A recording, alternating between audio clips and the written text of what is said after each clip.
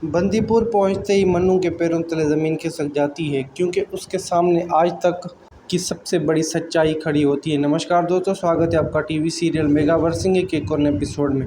जिस इंसान को वो बस दुश्मन समझती थी, उसके हाथों का खिलाड़ी निकला उसका अपना ही माजी।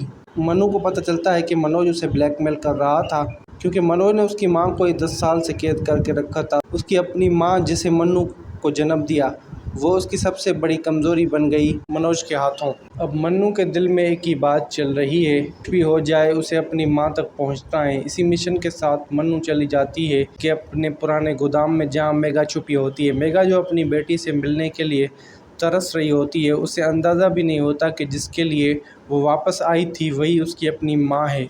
उसकी तलाश में मन्नू दर दर भटकती होती है। जब गोदाम के अंदर मन्नू मेगा के करीब पहुंचती है, उसे हवाओं में एक जानी पहचानी खुशबू महसूस होती है। उसके दिल का एक हिस्सा कहता है, ये मेरी माँ की खुशबू है। और उसी वक्त वो देखती है मेगा के पैरों से खून बह रहा होता है। उसका दिल कांप उठता है।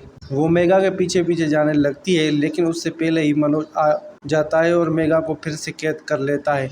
तभी मन्नू चीख कर कहती है, मुझे अपनी माँ चाहिए, मुझे मेरी माँ से मिलना है। लेकिन मनोज के इरादे ज़्यादा खतरनाक होते जा रहे होते हैं। वो मन्नू के सामने एक शर्त रख देता है, अगर अपनी माँ से मिलना चाहती हो तो पहले कबीर की ज़िंदगी का दिया बुझाना पड़ेगा।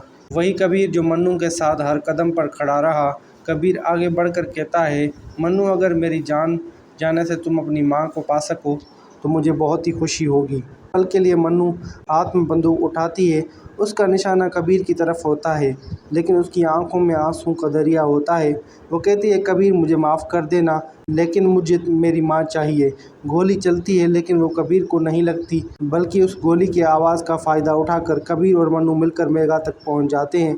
मेगा, जिसे मनोज ने 10 साल तक अपनी कैद में रखा था, आखिरकार आज़ादी की तरफ कदम बढ़ा लेती है। मनोज का पूरा प्लान ख़त्म हो जाता है।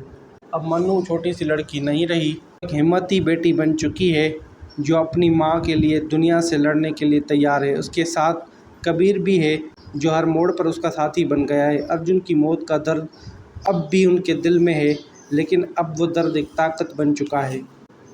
तो दोस्तों, आपको हमारे चैनल डेली अपडेट्स की वीडियो कैसी लगती हैं, कमेंट करके ज़रूर बताएं। और आने वाली वीडियोस के लिए हमारे चैनल डेली अपडेट को सब्सक्राइब करना नहीं भूलिएगा। और कमेंट में अपनी राय ज़रूर दें, जो कि हमें पता चले कि हमारी कोई मिस्टेक है जो हम कर रहे हैं या कुछ और है, तो लाजमी हमें बताएं।